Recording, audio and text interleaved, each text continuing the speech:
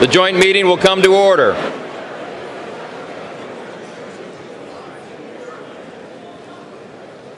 The chair appoints as members of the committee on the part of the House to escort His Excellency Benjamin Netanyahu, Prime Minister of the State of Israel, into the chamber.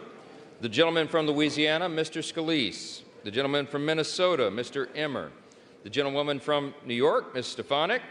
The gentleman from Pennsylvania, Mr. Reschenthaler. The gentleman from Alabama, Mr. Palmer. The gentleman from Utah, Mr. Moore. The gentlewoman from Michigan, Mrs. McLean. The gentleman from Texas, Mr. McCall. The gentleman from New York, Mr. Jeffries. The gentlewoman from Massachusetts, Ms. Clark. The gentleman from California, Mr. Aguilar. The gentleman from California, Mr. Liu. The gentlewoman from Florida, Ms. Wasserman Schultz. The gentleman from California, Mr. Sherman. The gentleman from Illinois, Mr. Schneider. And the gentleman from New Jersey, Mr. Gottheimer. The acting President Pro Temp of the Senate, at the direction of that body, appoints the following senators as members of the committee on the part of the Senate to escort His Excellency Benjamin Netanyahu, Prime Minister of Israel, into the House chamber. The senator from West Virginia, Mr. Manchin.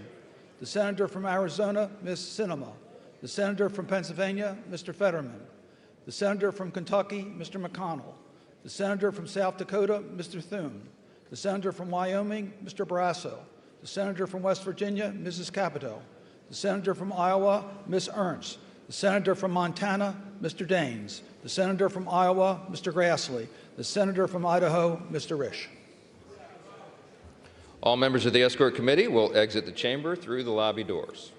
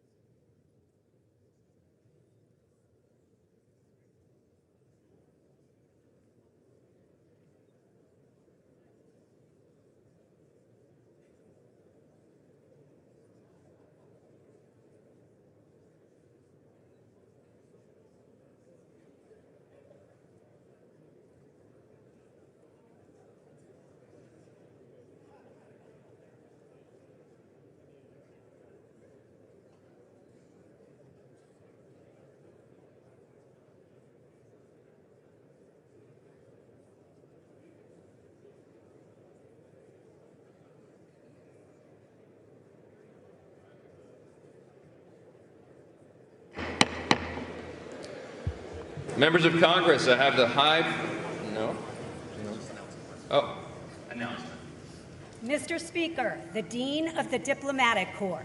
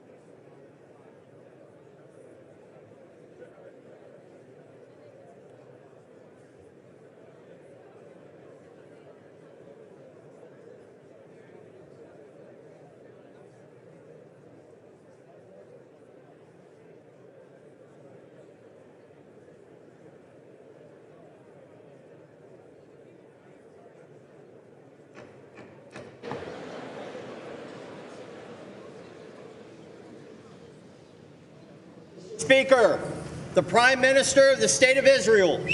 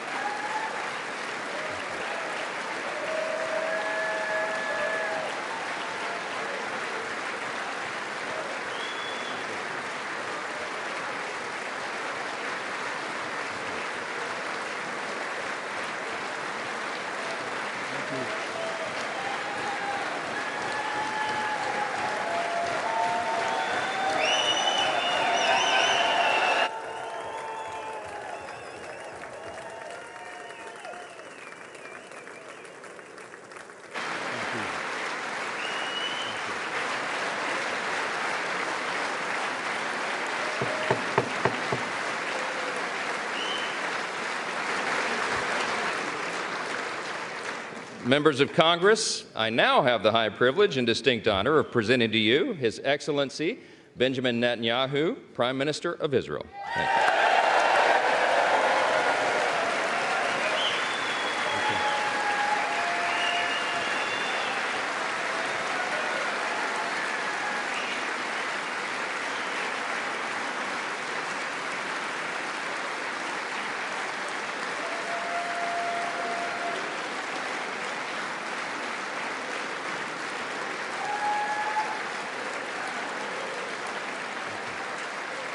Thank you.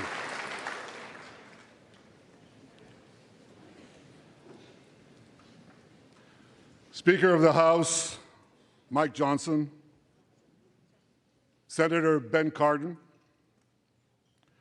Minority Leader Hakeem Jeffries, Senate Majority Leader Chuck Schumer, Senate Minority Leader Mitch McConnell, Senators, members of Congress, distinguished guests. Mr. Speaker, I want to thank you for giving me the profound honor of addressing this great citadel of democracy for the fourth time.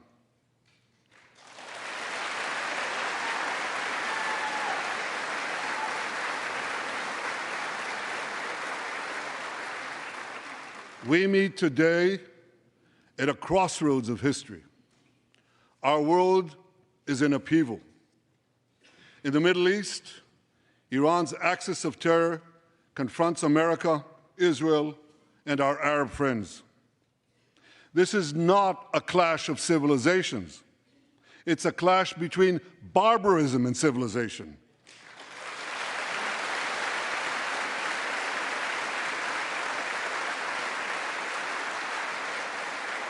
It's a clash between those who glorify death and those who sanctify life.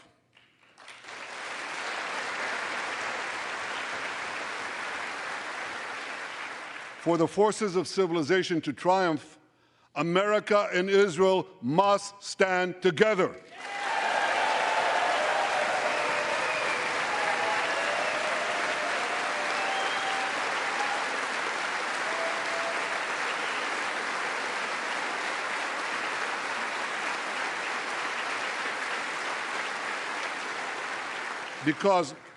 Because when we stand together, something very simple happens.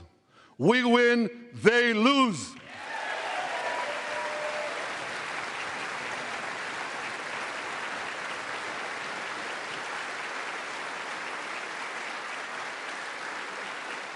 And my friends, I came to assure you today of one thing: we will win.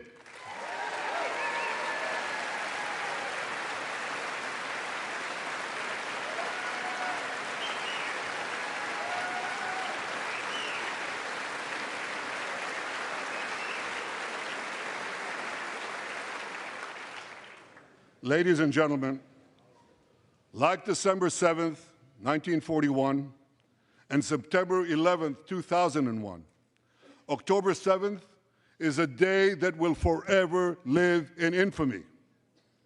It was the Jewish holiday of Simchat Torah. It began as a perfect day, not a cloud in the sky. Thousands of young Israelis were celebrating at an outdoor music festival. And suddenly, at 6:29 a.m., as children were still sleeping soundly in their beds in the towns and kibbutzim next to Gaza, suddenly heaven turned into hell. 3,000 Hamas terrorists stormed into Israel. They butchered 1,200 people from 41 countries, including 39 Americans. Proportionately, compared to our population size, that's like 20 9/11s in one day. And these monsters, they raped women, they beheaded men, they burnt babies alive, they killed parents in front of their children, and children in front of their parents. They dragged 255 people, both living and dead, into the dark dungeons of Gaza. Israel has already brought home 135 of these hostages, including 7 who were freed in daring rescue operations.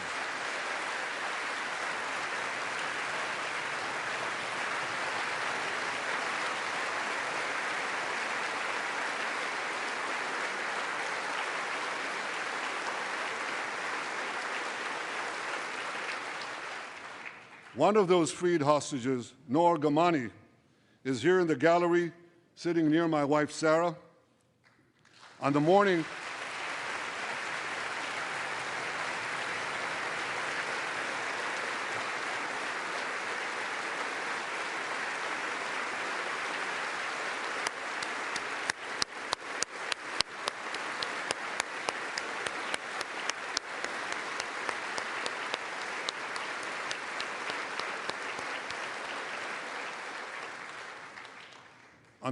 of October 7th, the entire world saw Noah's look of desperation as she was violently abducted to Gaza on the back of a motorcycle.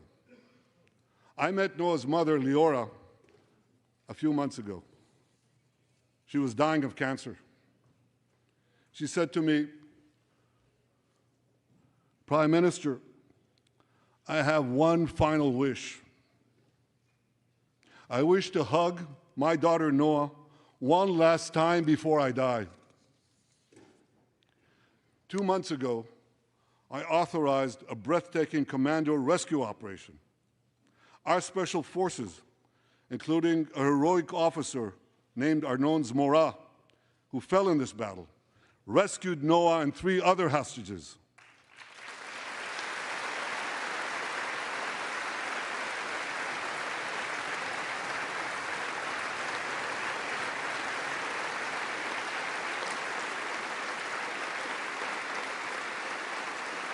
Noah, I think it's one of the most moving things. When Noah was reunited with her mother, Leora, and her mother's last wish came true. Noah, we're so thrilled to have you with us today. Thank you.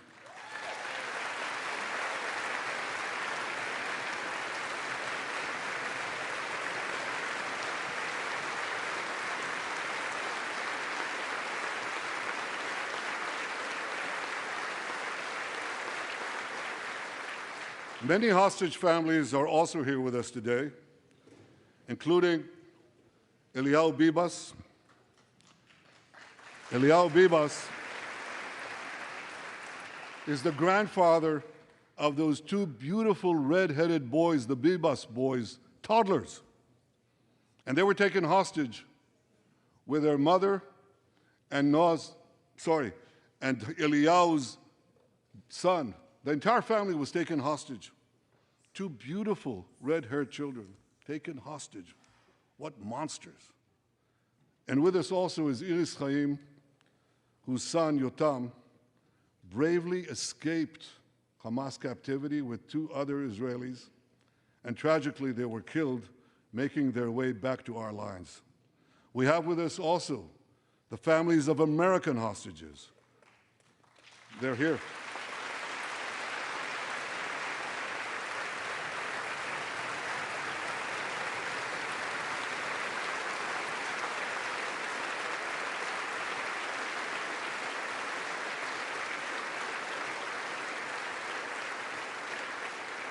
The pain these families have endured is beyond words.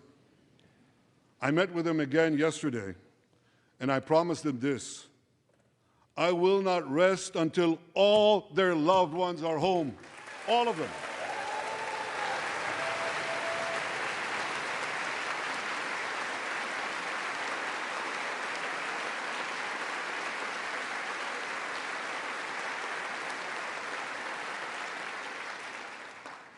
As we speak,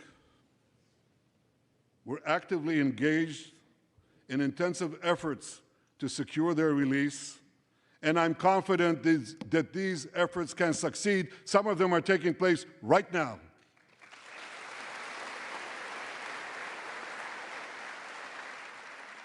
I want to thank President Biden for his tireless efforts on behalf of the hostages and for his efforts to the hostage families as well.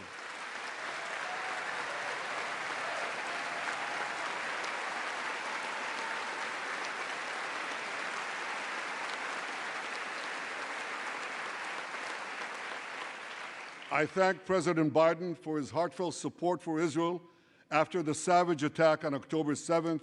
He rightly called Hamas sheer evil. He dispatched 2 aircraft carriers to the Middle East to deter a wider war. And he came to Israel to stand with us during our darkest hour, a visit that will never be forgotten.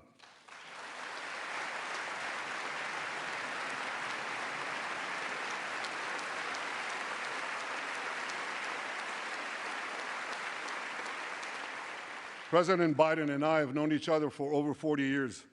I want to thank him for half a century of friendship to Israel and for being, as he says, a proud Zionist. Actually, he says a proud Irish-American Zionist.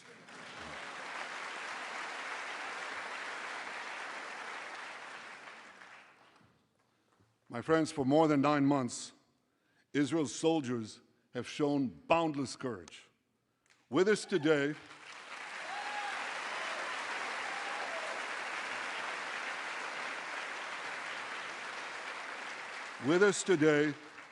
is Lieutenant Avichail Reuven.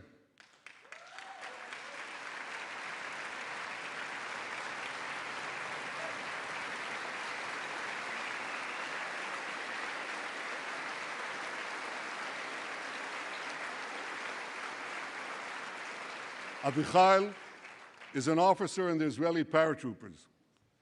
His family immigrated to Israel from Ethiopia. In the early hours of October 7th, Avichai heard the news of Hamas's bloody rampage. He put on his uniform, grabbed his rifle, but he didn't have a car. So he ran 8 miles to the front lines of Gaza to defend his people.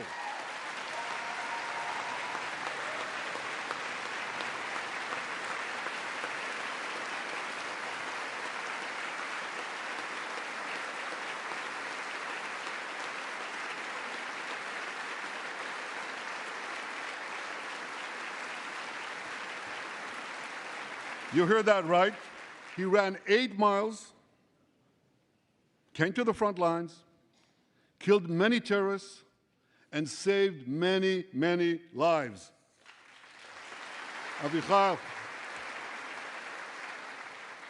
we all honor your remarkable heroism. Another Israeli is with us here today, and he's stand up right next to Avichai. This is Master Sergeant Ashraf al-Bakhiri.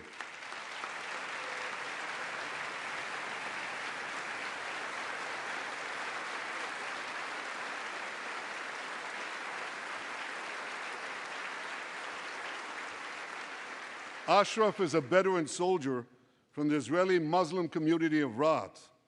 On October 7th, Ashraf, too, killed many terrorists. First, he defended his comrades in the military base, and he then rushed to defend the neighboring communities, including the devastated community of Kibbutz Be'eri.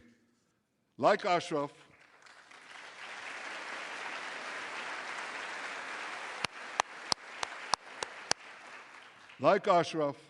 the Muslim soldiers of the IDF fought alongside their Jewish, Druze, Christian, and other comrades in arms with tremendous bravery.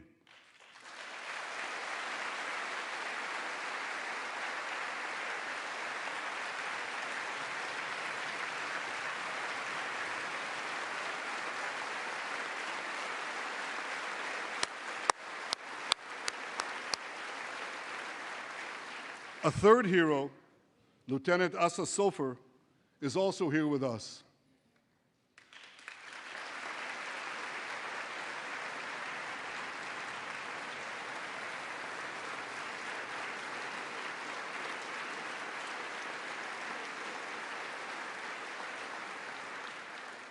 Asa fought as an officer in the Tank Corps, and he was wounded in battle.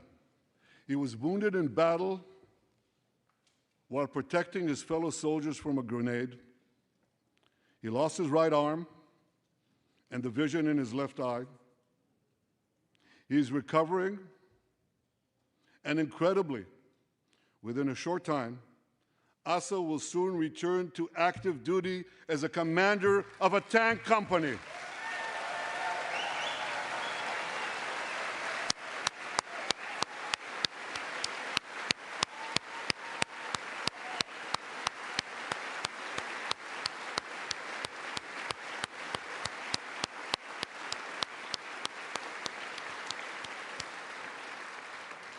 I just learned there is a fourth hero here, Lieutenant Jonathan Ben Chamo, who lost a leg in Gaza and continued to fight.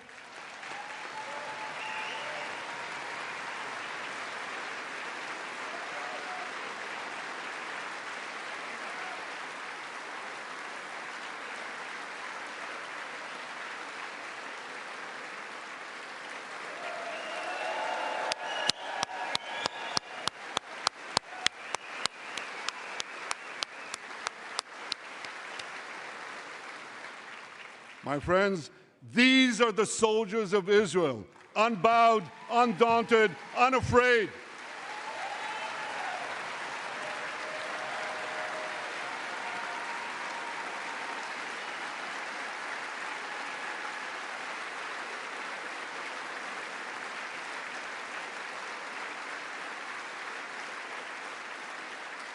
As the Bible says, Am kelavi yakum. They shall rise like lions. They have risen like lions. The lions of Judah, the lions of Israel.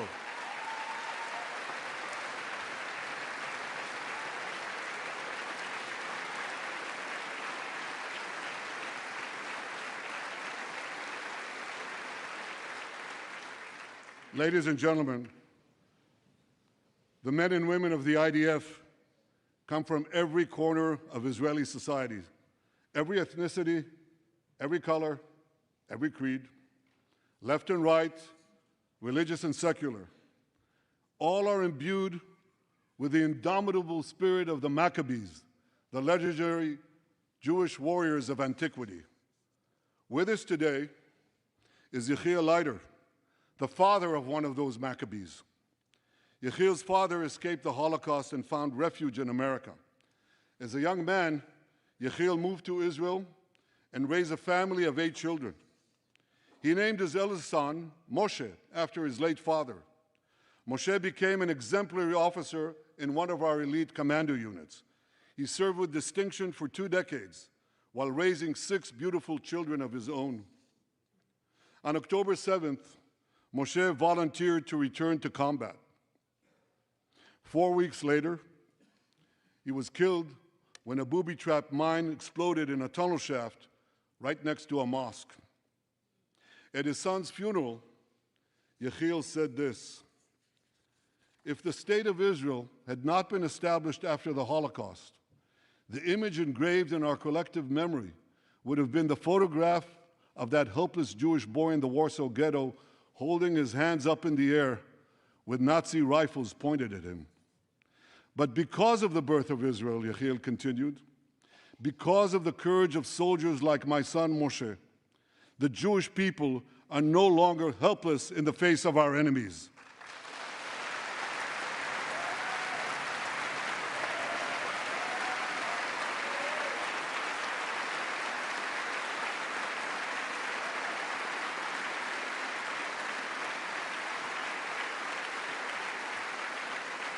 Yechiel, please rise so we can honor your son's sacrifice.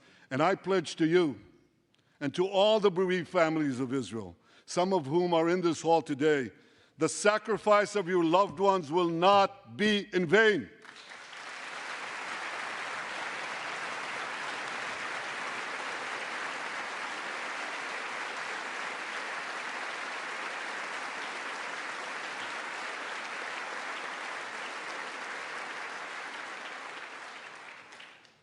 It will not be in vain because for Israel, never again must never be an empty promise. It must always remain a sacred vow. And after October 7th, never again is now.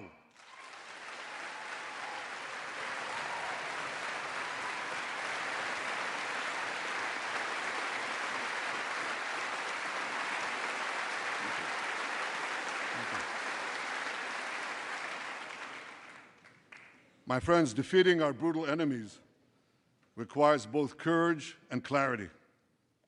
Clarity begins by knowing the difference between good and evil. Yet incredibly, many anti-Israel protesters, many choose to stand with evil. They stand with Hamas. They stand with rapists and murderers. They stand with people who came into the kibbutzim, into a home. The parents hid the children, the 2 babies, in the attic, in a secret attic. They murder the families, the parents.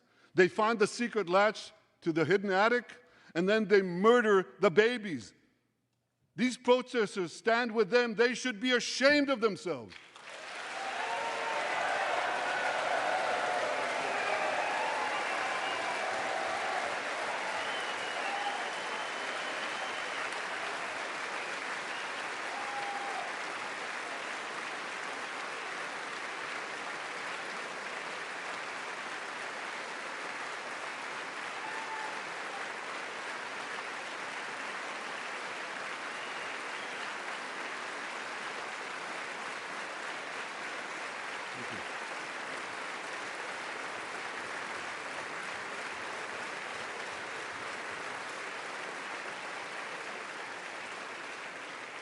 They refuse to make the simple distinction between those who target terrorists and those who target civilians, between the democratic state of Israel and the terrorist thugs of Hamas. We recently learned from the National Security Director, U.S. Director of National Intelligence, that Iran is funding and promoting anti-Israel protests in America. They want to disrupt America. So these protesters burn American flags even on the 4th of July. And I wish to salute the fraternity brothers at the University of North Carolina who protected the American flag against these anti-Israel protesters.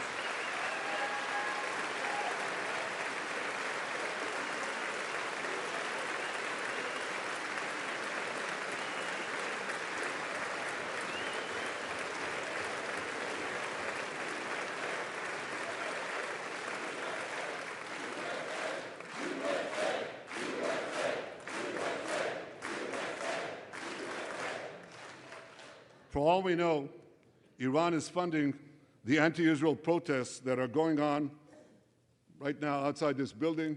Not that many, but they're there, and throughout the city. Well, I have a message for these protesters. When the tyrants of Tehran, who hang gays from cranes and murder women for not covering their hair, are praising, promoting, and funding you, you have officially become Iran's useful idiots.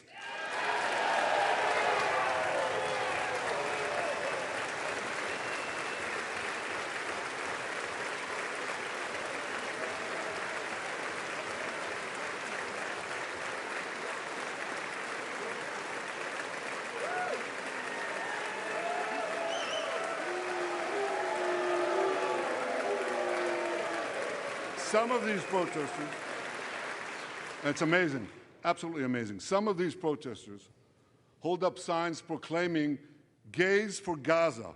They might as well hold up signs saying chickens for KFC.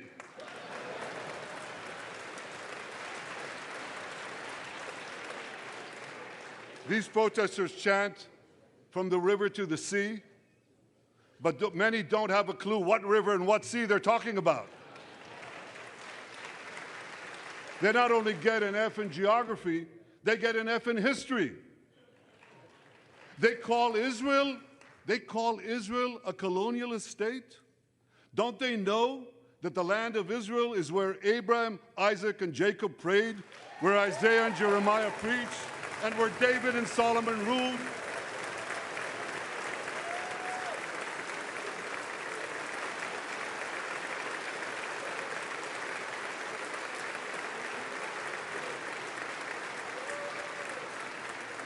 For nearly 4,000 years, the land of Israel has been the homeland of the Jewish people. It's always been our home. It will always be our home.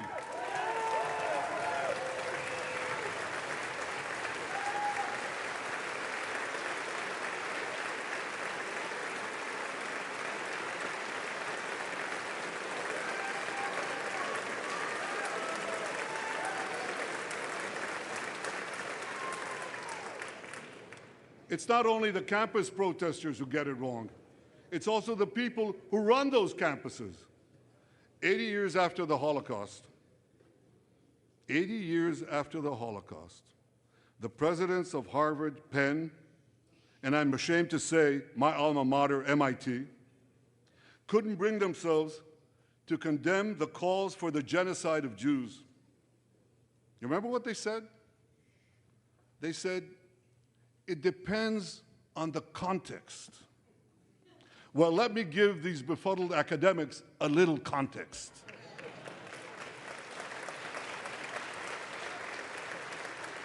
Anti-Semitism is the world's oldest hatred. For centuries, the massacre of Jews was always preceded by wild accusations. We were accused of everything from poisoning wells to spreading plagues, to using the blood of slaughtered children to bake Passover matzahs. These preposterous anti-Semitic lies led to persecution, mass murder, and ultimately to history's worst genocide, the Holocaust. Now, just as malicious lies were leveled for centuries at the Jewish people, malicious lies are now being leveled at the Jewish state. No, don't applaud. Listen. The outrageous slanders that paint Israel as racist and genocidal are meant to delegitimize Israel, to demonize the Jewish state, and to demonize Jews everywhere. And no wonder we've witnessed an appalling rise of anti-Semitism in America and around the world. My friends, whenever and wherever we see the scourge of anti-Semitism, we must unequivocally condemn it and resolutely fight it, without exception.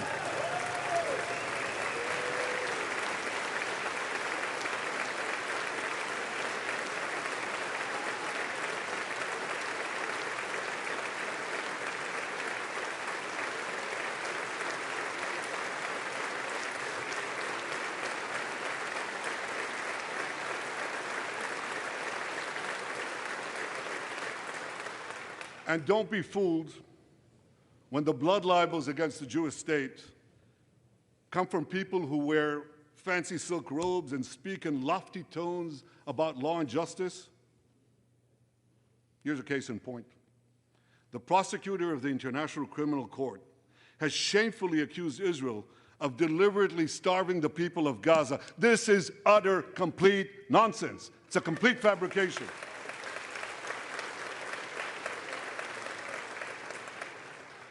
Israel has enabled more than 40,000 aid trucks to enter Gaza. That's 500,000 tons of food, and that's more than 3,000 calories for every man, woman, and child in Gaza. If there are Palestinians in Gaza who aren't getting enough food, it's not because Israel is blocking it, it's because Hamas is stealing it.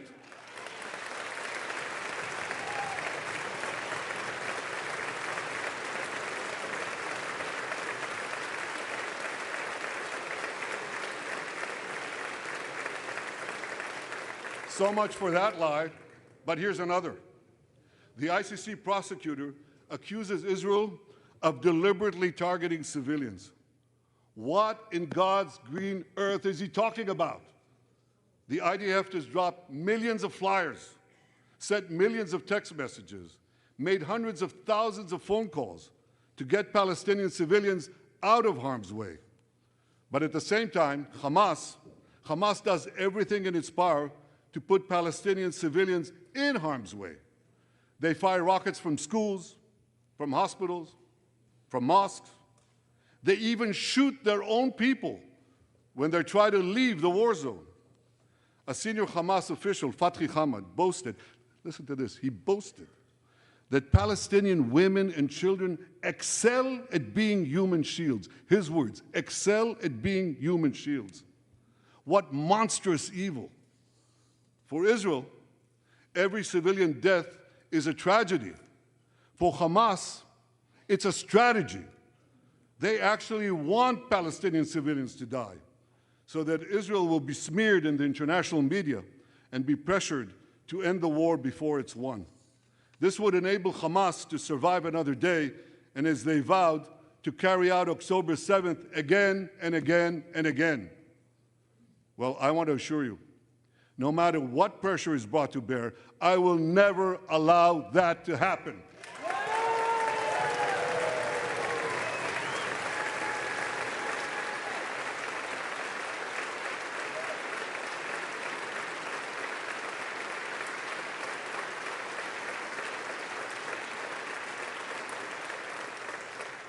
The vast majority of Americans have not fallen for this Hamas propaganda.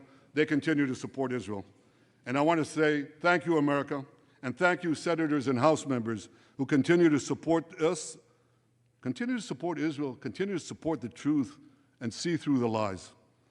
But as for the minority that may have fallen for Hamas's cons job, I suggest you listen to Colonel John Spencer. John Spencer is head of urban warfare studies at West Point. He studied every major urban conflict. I was going to say in modern history. He corrected me, no, in history. Israel, he said, has implemented more precautions to prevent civilian harm than any military in history and beyond what international law requires.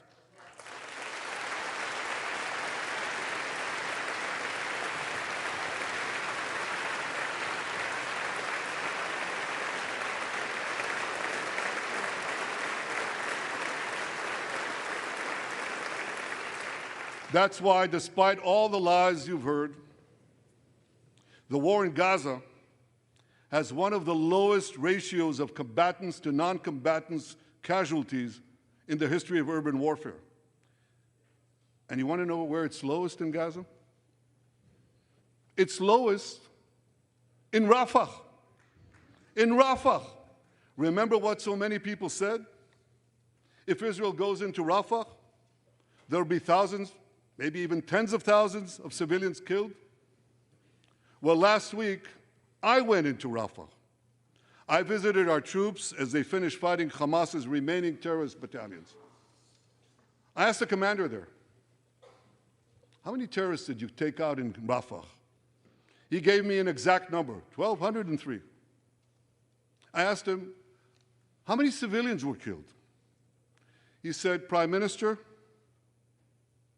practically none, with the exception of a single incident where shrapnel from a bomb hit a Hamas weapons depot and unintentionally killed 24 people.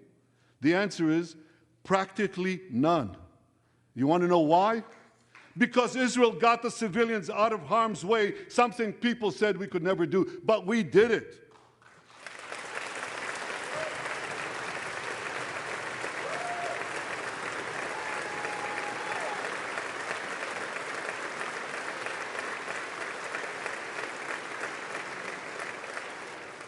These heroes here today, the heroic soldiers of Israel, should not be condemned for how they're conducting the war in Gaza. They should be commended for it.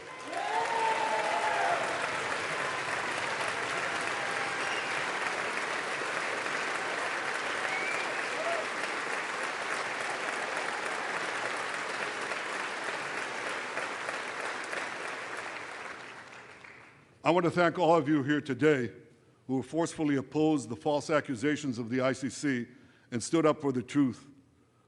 These lies are not only libelous, they're downright dangerous. The ICC is trying to shackle Israel's hands and prevent us from defending ourselves. And if Israel's hands are tied, America is next. And I'll tell you what else is next. The ability of all democracies to fight terrorism will be imperiled. That's what's on the line. So let me assure you, the hands of the Jewish state will never be shackled. Israel will always defend itself.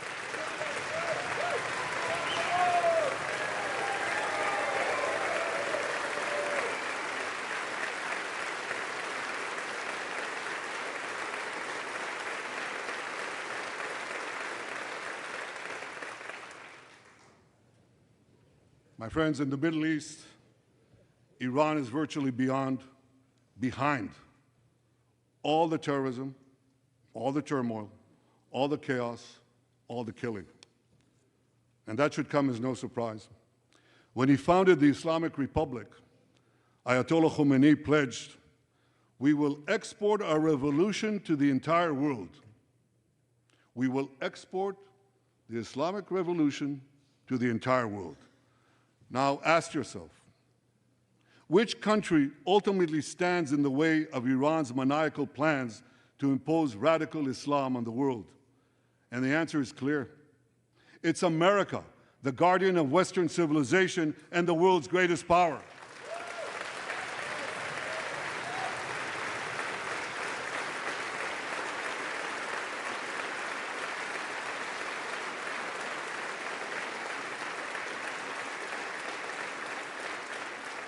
That's why Iran sees America as its greatest enemy.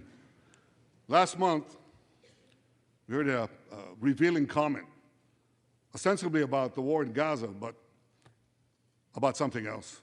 It came from the foreign minister of Iran's proxy, Hezbollah, and he said this: "This is not a war with Israel. Israel," he said, "is merely a tool. The main war, the real war, is with America." Iran's regime has been fighting America from the moment it came to power. In 1979, it stormed the American embassy. It held scores of Americans hostage for 444 days. Since then, Iran's terrorist proxies have targeted America in the Middle East and beyond. In Beirut, they killed 241 U.S. servicemen. In Africa, they bombed American embassies. In Iraq, They supplied explosives to maim and kill thousands of American soldiers. In America, they actually sent death squads. They sent death squads here to murder a former Secretary of State and a former National Security Advisor. And as we recently learned, they even brazenly threatened to assassinate President Trump. But Iran understands that to truly challenge America, it must first conquer the Middle East. And for this, it uses its many proxies, including the Houthis, Hezbollah, and Hamas. Yet in the heart of the Middle East, standing in Iran's way, is one proud pro-American democracy, my country, the State of Israel.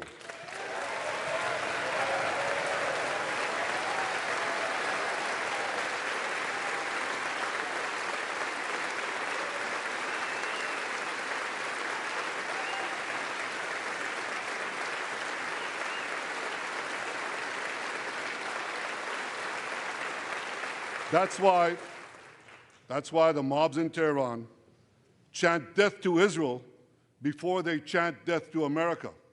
For Iran, Israel is first, America is next.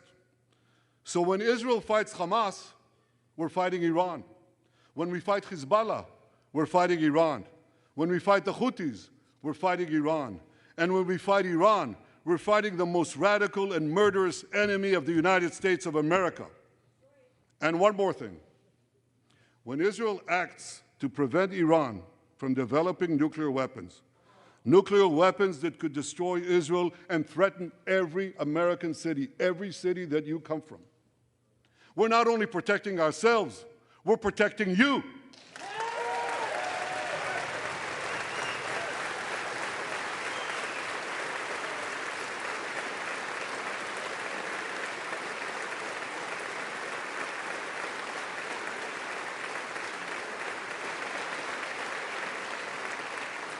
My friends, if you remember one thing from the speech, remember this.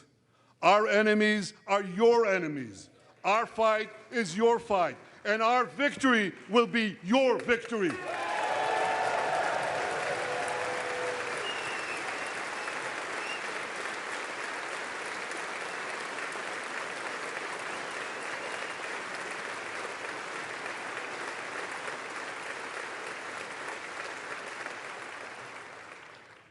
Ladies and gentlemen, that victory is in sight. Israel's defeat of Hamas will be a powerful blow to Iran's axis of terror. Another part of that axis, Hezbollah, attacked Israel on October 8th, a day after the Hamas attack. It has launched thousands of missiles and drones against us. 80,000 of our citizens in northern Israel evacuated their homes, becoming effectively refugees in their own land. We are committed to returning them home. We prefer to achieve this diplomatically. But let me be clear. Israel will do whatever it must do to restore security to our northern border and return our people safely to their homes.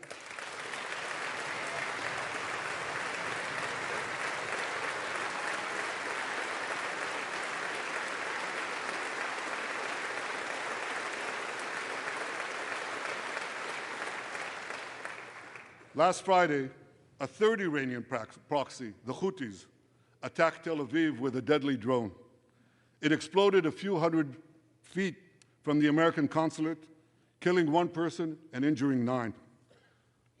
On Saturday, I authorized a swift response to that attack. All our enemies should know this. Those who attack Israel will pay a very heavy price. And as we defend ourselves,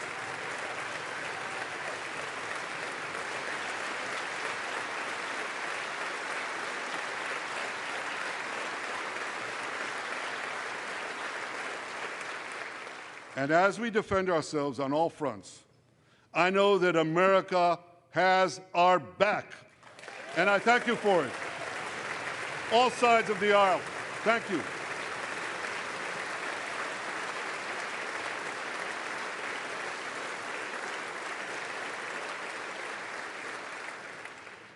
My friends, for decades, America has provided Israel with generous military assistance, and a grateful Israel has provided America with critical intelligence that saved many lives. We've jointly developed some of the most sophisticated weapons on earth. I choose my words carefully. We've jointly developed some of the most sophisticated weapons on earth that help protect both our countries. And we also help keep American boots, we help keep Americans' boots off the ground while protecting our shared interests in the Middle East.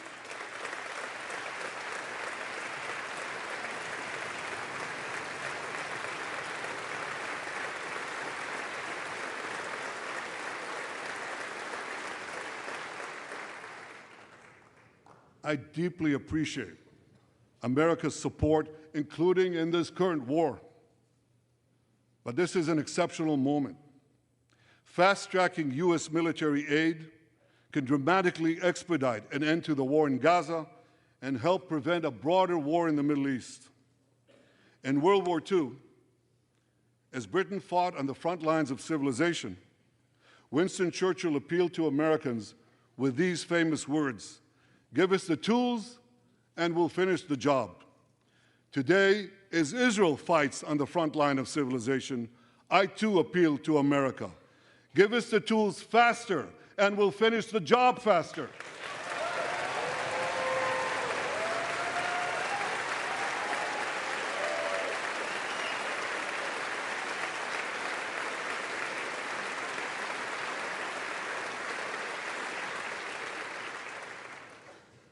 My dear friends, the war in Gaza could end tomorrow if Hamas surrenders, disarms, and returns all the hostages.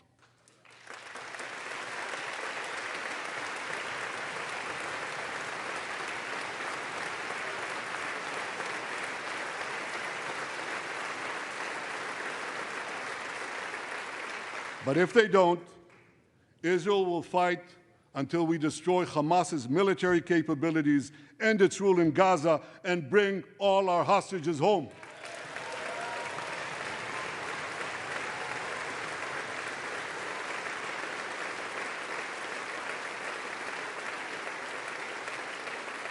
That's what total victory means, and we will settle for nothing less. The day after we defeat Hamas, a new Gaza can emerge. My vision for that day is of a demilitarized and de-radicalized Gaza. Israel does not seek to resettle Gaza, but for the foreseeable future, we must retain overriding security control there to prevent the resurgence of terror, to ensure that Gaza never again poses a threat to Israel.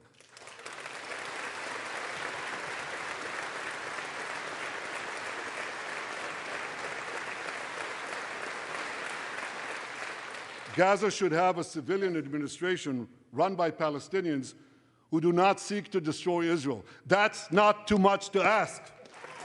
It's a fundamental thing that we have a right to demand and to receive.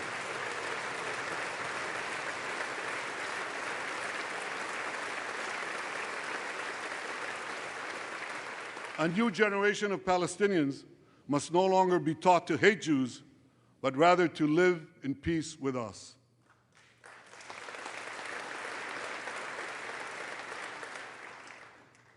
Those twin words, demilitarization and de-radicalization, those two concepts were applied to Germany and Japan after World War II, and that led to decades of peace, prosperity, and security. Following our victory, with the help of regional partners, the demilitarization and de-radicalization of Gaza can also lead to a future of security, prosperity, and peace. That's my vision for Gaza.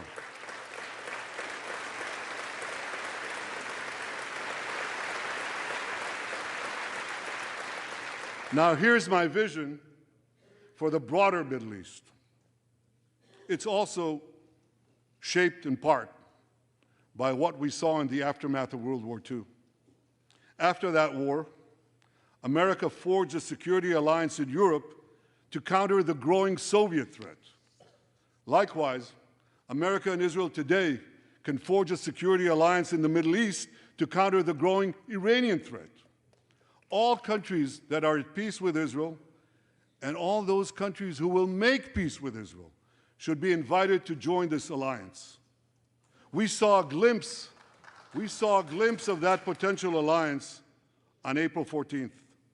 Led by the United States, more than half a dozen nations worked alongside Israel to help neutralize hundreds of missiles and drones launched by Iran against us. Thank you, President Biden, for bringing that coalition together.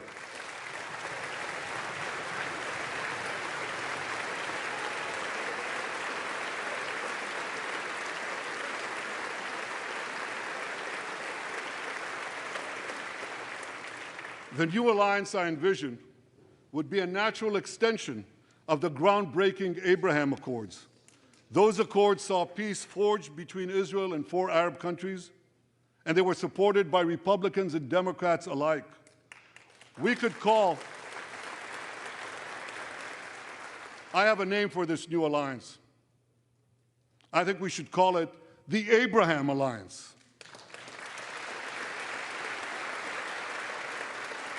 I want to thank President Trump for his leadership in brokering the historic Abraham Accords.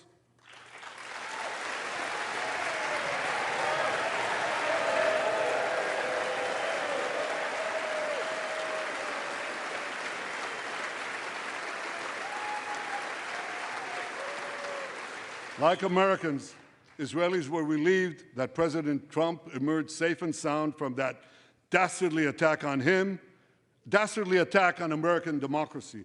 There is no room for political violence in democracies.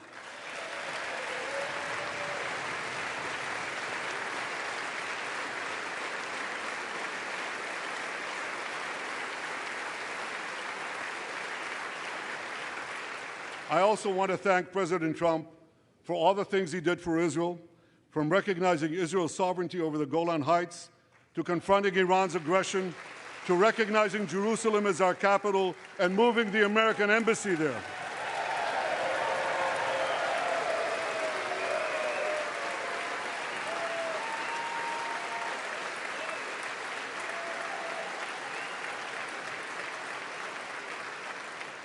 That's Jerusalem, our eternal capital, never to be divided again.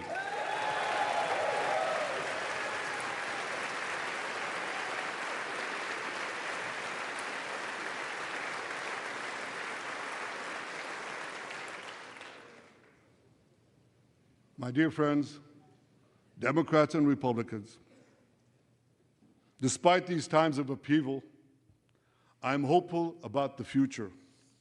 I'm hopeful about Israel because my people, the Jewish people, emerged from the depths of hell, from dispossession and genocide. And against all odds, we restored our sovereignty in our ancient homeland. We built a powerful and vibrant democracy, a democracy that pushes the boundaries of innovation for the betterment of all humanity. I'm hopeful about America because I'm hopeful about Americans. I know how much the people of this country have sacrificed to defend freedom. America will continue to be a force for light and good in a dark and dangerous world. For free peoples everywhere, America remains the beacon of liberty its extraordinary founders envisioned back in 1776.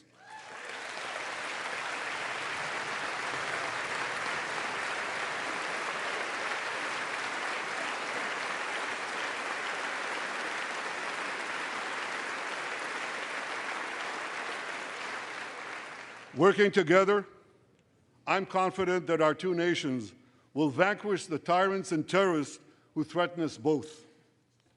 As Israel's Prime Minister, I promise you this: no matter how long it takes, no matter how difficult the road ahead, Israel will not relent, Israel will not bend. We will defend our land, we will defend our people, we will fight until we achieve victory. Victory over liberty, rather victory of liberty over tyranny, victory of life over death, victory of good over evil. That's our solemn commitment.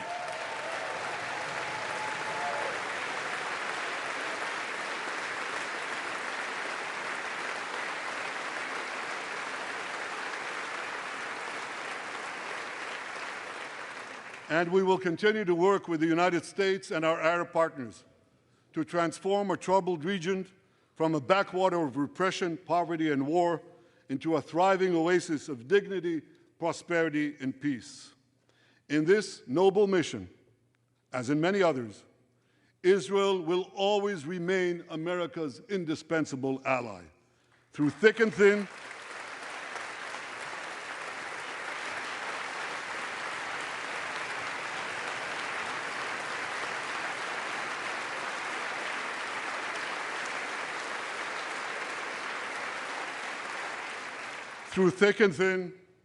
in good times and in bad, Israel will always be your loyal friend and your steadfast partner. On behalf of the people of Israel, I came here today to say, thank you, America. Thank you for your support and solidarity. Thank you for standing in Israel, with Israel, in our hour of need. Together we shall defend our common civilization. Together, we shall secure a brilliant future for both our nations.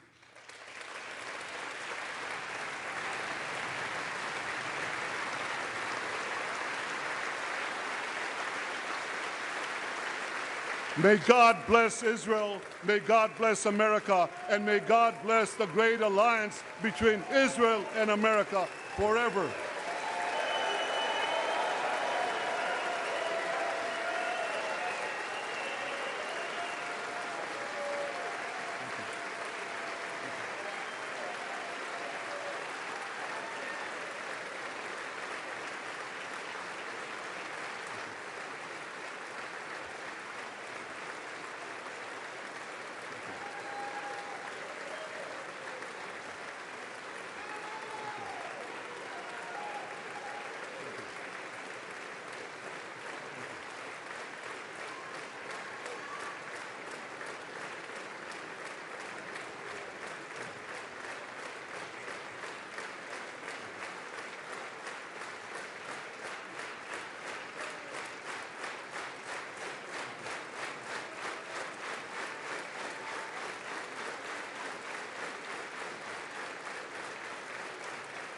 Thank you.